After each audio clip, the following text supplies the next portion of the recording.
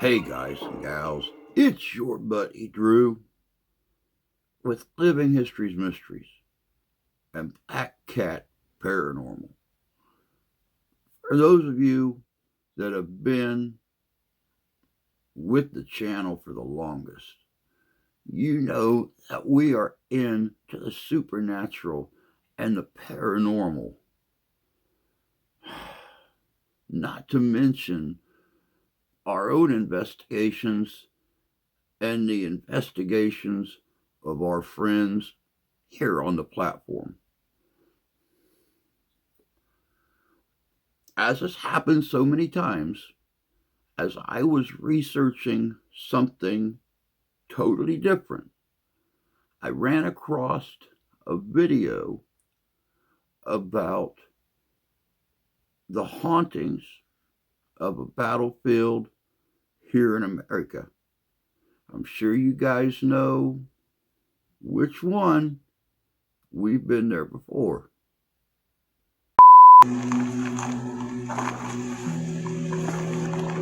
Is anybody here with us?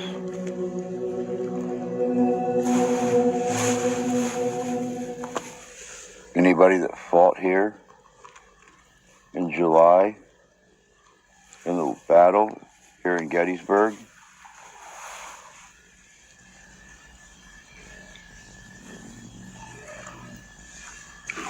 Field strength 38.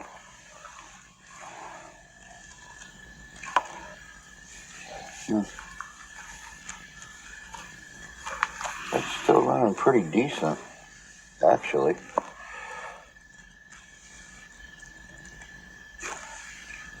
Do we have any soldiers here with us? Anyone who saw the fighting?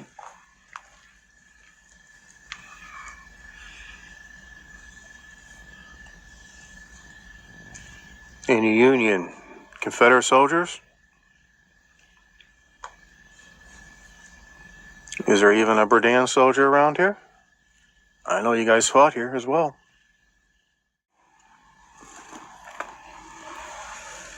It's funny how the arrow's already pointing to the side. Yeah, it's pointing right towards the nest already. Mm-hmm. I'll go and pull this one down. We'll go with the raptor. We'll see how it does.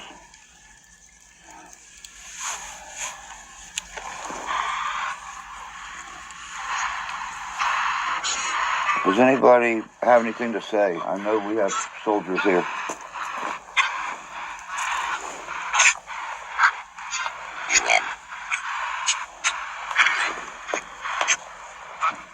There is no winning here anymore. The battle's long over. Long over.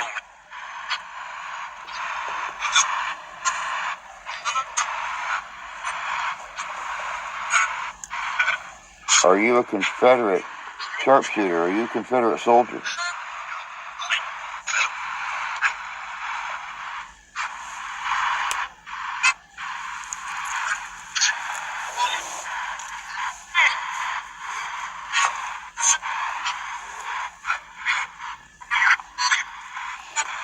You with the 4th Texas?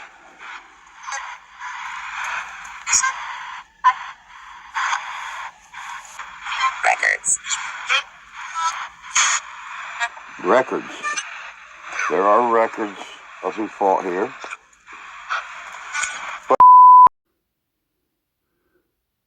Though we didn't catch any real concrete visual interaction, we had a lot of electromagnetic field interaction and Class A and Class B voice communication.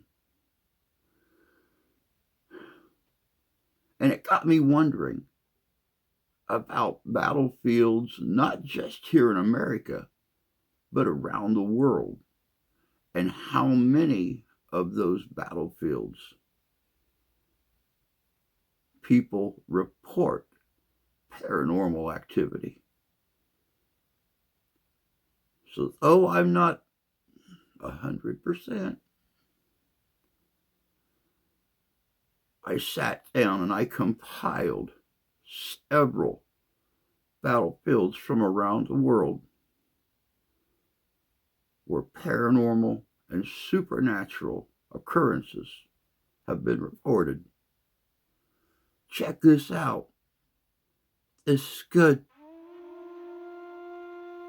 In this video, we will be discussing the most haunted battlefields in the world. During the invasion of Okinawa in World War II, the Japanese fought from an extensive series of prepared underground bunkers and interconnecting caves. This forced the Americans to flush them out one by one in heavy fighting. The United States Navy, Marines, and Army forces invaded the island on April 1st, 1945. The battle would rage for 82 days before the island was declared secured. Total casualties, including civilians on Okinawa, would exceed 160,000 before the battle ended. Many of these were suicides by civilians. While the Marines and Army battled the Japanese across the island, Japanese kamikaze planes attacked the supporting American fleet in waves, causing heavy damage to some ships and heavy casualties among some crews. Small boats were configured as suicide attack boats and sent out against the American fleet. The Japanese forced young Okinawan boys and old men into Japanese uniforms and frontline service, leading to their deaths at the hands of the Americans. The Japanese also forced civilians into several caves and provided hand grenades and poisons for them to use in mass suicides. In one of the caves, Chibichirigama, the Japanese had included a veteran of the war in China, and he insisted that the civilians resist the Americans with whatever they had or follow the order to commit suicide rather than submit to capture. The civilians followed his orders, some fighting with bamboo sticks and grenades, while others administered poison to their children before taking it themselves. 84 of the civilians in the cave died, most of them by suicide, as the Americans subdued the remainder. Other Okinawans committed suicide across the island, convinced by the Japanese of the bestial behavior to expect from the Americans. Today, the Chibichirigama is reported to be haunted with the sounds of children screaming and sobbing and cries of fear and pain reported by many who have visited the cave. Others have reported being instantly overwhelmed with feelings of fear or complete despair upon entering the cave. A memorial was erected outside of the cave to honor those who died there, but it was destroyed in 1987 by Japanese nationalists who found it to be insulting to the emperor. The victims of Chibichirigama were not combatants, but civilians caught up on a battlefield, casualties of war which some believe still haunt the place of their death.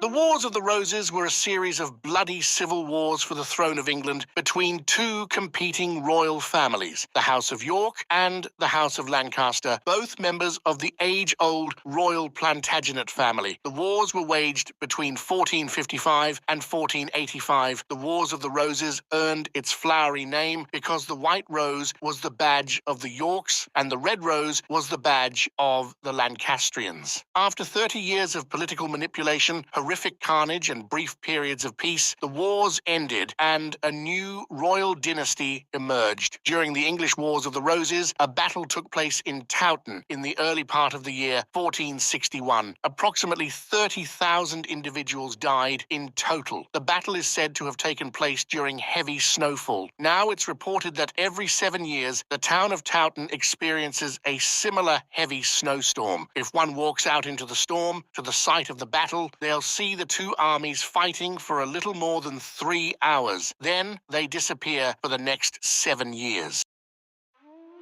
The Battle of the Little Bighorn was fought on June 25, 1876, near the Little Bighorn River in Montana Territory, pitting federal troops led by Lieutenant Colonel George Armstrong Custer against a band of Lakota Sioux and Cheyenne warriors. Tensions between the two groups had been rising since the discovery of gold on Native American lands. When a number of tribes missed a federal deadline to move to reservations, the U.S. Army, including Custer and his 7th Cavalry, was dispatched to confront them. Custer was unaware of the number of Indians fighting under the command of Sitting Bull at Little Bighorn, and his forces were outnumbered and quickly overwhelmed in what became known as Custer's Last Stand. The Battle of Little Bighorn is sometimes known as Custer's Last Stand and was a battle between United States cavalry forces and members of the Lakota tribe. The U.S. cavalry was very much so overwhelmed and defeated, in addition to being outnumbered. However, despite this, the casualties were relatively small at about 450 total. Beginning in the late 1940s, reports of the Custer battlefield being haunted began to surface. In August 1976, 100 years after the battle, visitors reported strange and sudden drops of temperature while standing on what is now called Custer Hill, where his body was found following the battle. Visitors reported murmuring sounds, but actual words were impossible to make out. Employees and visitors have claimed to have seen mounted Indian warriors near the site, which vanished when approached. Buildings on the site, erected by the Park Service for the use of park rangers, have reported a strange locking and unlocking of doors, lights being turned on when the building is unoccupied, and other inexplicable phenomena. If you're enjoying this video, then smash the subscribe button. As the Battle of Passchendaele occurred during World War I near the village of Passchendaele in Belgium. It was between the Allied nations led by Britain against the German Empire. The battle took place on the Western Front from July to November in 1917 for control of the ridges south and east of the Belgian city of Ypres in West Flanders. The Germans were hit with thousands of guns and shells, and aerial photographs at the time show as much as 1 million shell holes in just a mile's area of land. Nearly 400,000 would die on all sides. The battlefield was difficult to navigate thanks to heavy rains and thick mud. Thin strips of wood were laid down to travel across the muddy land, but one wrong slip and one probably wouldn't be able to make it up again. Almost 100,000 soldiers who died were never identified. Now it's said the village is haunted with sounds of the battle, screams, gunfire, and other phantom noises that can be heard at random times. The Battle of Chickamauga was fought between September 18th and the 20th of 1863 between the United States Army and the Confederate forces in the American Civil War. This battle marked the end of the Union Army's offensive in southeastern Tennessee and northwestern Georgia. It was the first major battle of the war fought in Georgia and the most significant Union Army defeat in the Western Theater. The battle involved the second highest number of casualties after the Battle of Gettysburg. The total number of dead and wounded were more than 30,000 men. The most famous ghost located on the battlefield is Old Green Eyes, who some don't really know how to categorize. It may be the decapitated ghost head of a Civil War soldier, or it may be a battlefield roaming Native American creature with long hair, fangs, and glowing eyes. The Battle of Gettysburg is widely known as one of the bloodiest battles in the American Civil War. More than 50,000 men were killed, wounded, or lost in action. The Battle of Gettysburg was the largest ever fought on the North American continent. It produced the greatest number of casualties of any battle of the American Civil War. Today, anyone who visits Gettysburg can attest to the creepy sights and sounds that they'll find there. You can even take a ghost tour. Some say that up to 10,000 soldiers still haunt the battlefield to this day, and it's not just the battlefield that experiences paranormal activities. Nearby historic buildings experience it as well, especially those that were used as makeshift hospitals during and after the battle. From ghostly apparitions on the battlefield to eerie noises to odd lights, visitors report a wide variety of odd occurrences on the actual battlefield. In nearby buildings, anything can happen. Doors lock on their own, lights flicker, and objects move freely. With more than 2 million deaths, the Battle of Stalingrad has been called one of the most deadly battles in all of human history. The battle saw the clash between Soviet against German troops. Germany and its allies were fighting to gain control of the Russian city. In the summer of 1942, Hitler launched a major offensive into southern Russia, seeking to destroy what was left of the Soviet army. The initial advance went well, and the German Sixth Army, under General Friedrich von Paulus, was ordered to capture the city. But Stalin demanded it be defended at all costs. Every available soldier and civilian was mobilized. Stalingrad was heavily bombed by the Luftwaffe, and the ruins became the scene for months of bitter street fighting. By October, most of the city was in German hands, but the Russians clung onto the banks of the Volga, across which they ferried vital reserves. The battle lasted more than 5 months, with the Soviets ultimately winning. Now, entire sections of neighborhoods in the city are said to be extremely haunted by the dead. It's reported that the dead have continued living their normal lives as ghostly figures roaming the places where they once lived. Thanks to the Battle of Alamo, San Antonio is a hotbed of haunted hotels, as well as theaters, hospitals, and many other buildings and locations. From ghostly apparitions of army officials who fought for the independence of Texas from Mexico to figures of famous people, including an American president, have been reported in the haunted city. Teddy Roosevelt is regularly seen in Menger Hotel halls and bar, and has even caused one employee to quit after terrifying him so much he tried to break through a locked door. There have been reports of it being so haunted that there are upwards of 45 ghosts that reside in the hotel. The Crockett Hotel is located adjacent to the Alamo. Many of the Alamo defenders can be seen and heard around the hotel, including the sounds of their horses' hooves. However, the most haunted of all the rooms in the hotel are its offices. They overlook the hotel's swimming pool and patio, and are said to be where General Santa Anna and his troops waited to breach the fortified walls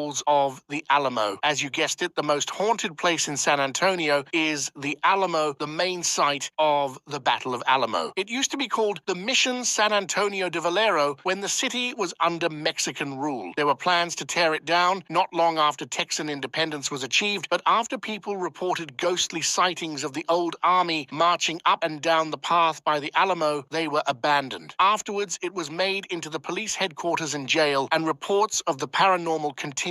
There was so much activity that many prisoners and staff who worked the night shift reported moans so loud that they were woken up. Many of the guards started to refuse to work the night shift because there was so much ghostly activity occurring, and so the prison was forced to move into a different building. Before the battle, the site was once the city's cemetery and once housed at least 1,000 bodies under its soil. One of the most reported ghosts at the Alamo is of a little blonde-haired boy. If you want to see him, you have your best chance in the building's gift shop. It is said that the boy was evacuated during the big battle, but due to his parents not doing the same, he visits the place where he last saw them. You can see most of the ghosts during the month of February, which is when the battle occurred.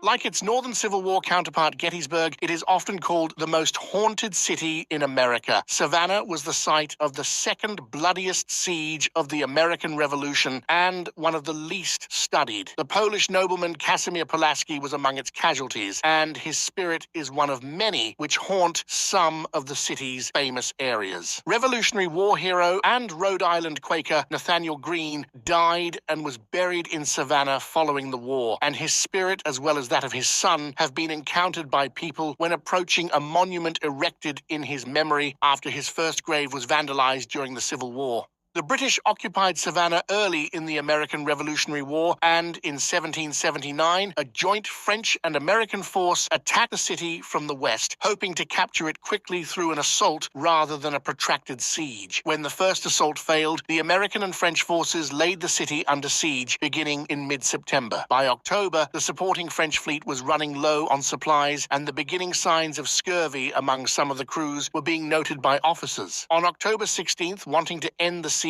as quickly as possible, the French and American ground forces assaulted the British fortifications but were driven back. There were heavy losses among the French and Americans, among them Pulaski and an American sergeant named William Jasper. Years later, a statue memorializing William Jasper, who was a hero of the defense of Charleston early in the war, was erected in Savannah's Madison Square. Locals say that the ghost of William Jasper has been seen many times in Revolutionary uniform moving about Madison Square in preparation to face the British troops. Other reports of apparitions, apparently British, in the area have also been seen in Savannah for decades. When Casimir Pulaski died, he was hastily buried as the American and French armies abandoned the siege and withdrew. His gravesite was unknown for many years, though a statue was erected in his memory in Monterey Square. If you're enjoying this video, then smash the subscribe button.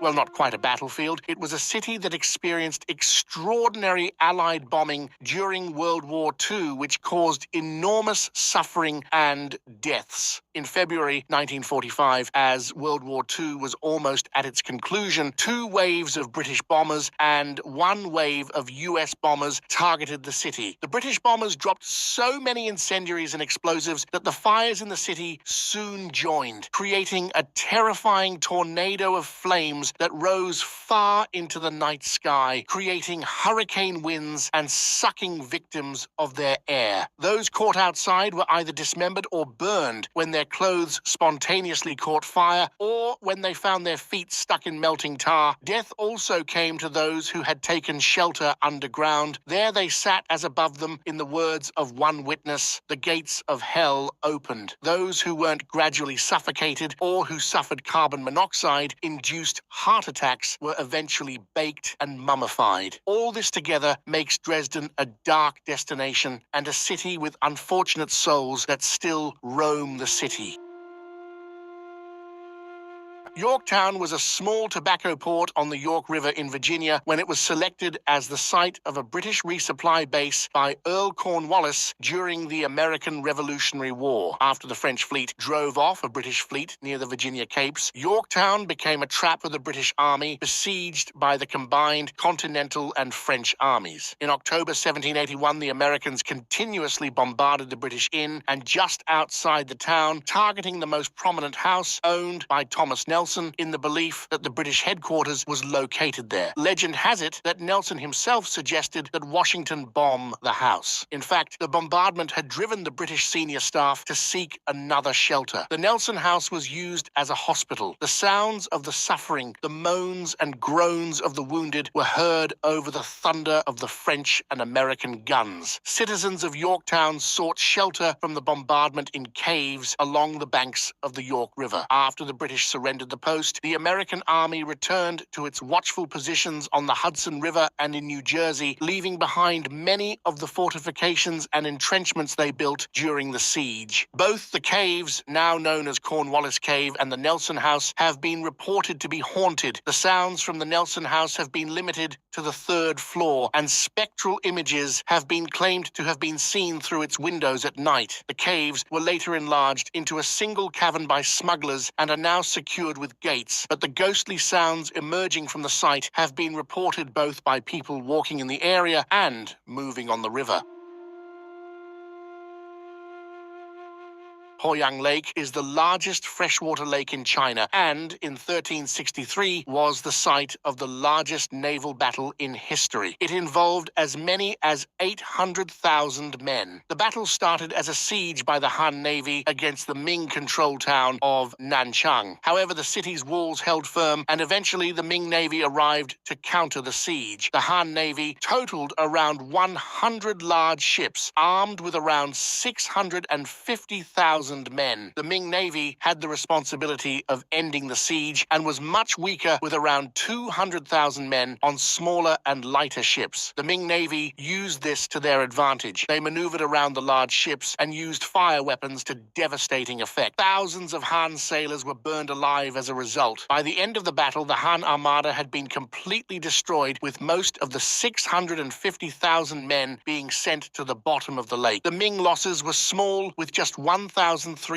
dead. Since that fateful day, Poyang Lake has been the site of an enormous number of strange and mysterious events and has earned the nickname of the Chinese Bermuda Triangle. From the early 1960s to the late 1980s, more than 200 ships sank in the mysterious waters of Poyang Lake. According to the department in charge of maritime affairs in China, large ships with payloads as heavy as 2,000 tons have sunk in Poyang Lake. On August 3rd, 1983, 1985, 13 ships were lost on a single day, which is an extremely rare event in maritime history. Scientists have been trying to unravel Poyang Lake's mysteries for years, but no investigations have yielded any concrete conclusions. The Nanjing Institute of Geography and Limnology, the study of inland water, has devoted itself to exploring and investigating Poyang Lake in recent years. Jiahu Jiang, a researcher at the institute, said it is unimaginable that no ship wreckage or victim remains have ever been found beneath the waters during the numerous expeditions they have conducted, even though hundreds of ships are known to have disappeared. Japanese invaders during World War II have also fallen victim to the lake's effects. The Japanese army that invaded China during World War II also encountered an unexplained situation on the lake. On April 16, 1945, a Japanese cargo ship that weighed more than 2,000 tons sank in Poyang Lake. Operated by the Japanese army, the ship was fully loaded with stolen treasures taken from Chinese civilians. The ship sank in the lake and none of the crew escaped. The Japanese military ordered its Navy personnel stationed nearby to salvage the ship. Only one of the divers found his way back to the shore, but he could not speak. The survivor was stricken with extreme fear, so much so he was driven to insanity. At the end of World War II, the Chinese nationalist government tried to salvage the ship once again, this time with help from Edward Bohr, a respected American diver and salvage expert. In the summer of 1946, Bohr led a dive team, but nothing was found after a months-long search. During the search, several divers also mysteriously vanished. Many years later, he spoke of having seen a blinding light and hearing an ear-piercing screeching sound while diving in the lake. He claimed that the lake appeared to be shaking and an unseen vortex was pulling him and his dive team towards the lake bed, although he managed to escape. The grip of the vortex, he claims to have seen the rest of the dive team disappear into the bottom of the lake. What's also intriguing about the area is the geographic location of Poyang Lake. It is situated in the vicinity of 30 degrees north. Many people link the mystery of these waters with other unsolved mysteries centering around latitude 30 degrees north, such as the Bermuda Triangle in the Atlantic Ocean and the pyramids in Egypt.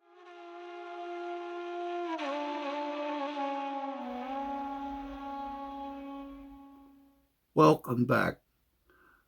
Again, guys, I apologize for the way I sound. This winter here in Southwest Michigan has been rough.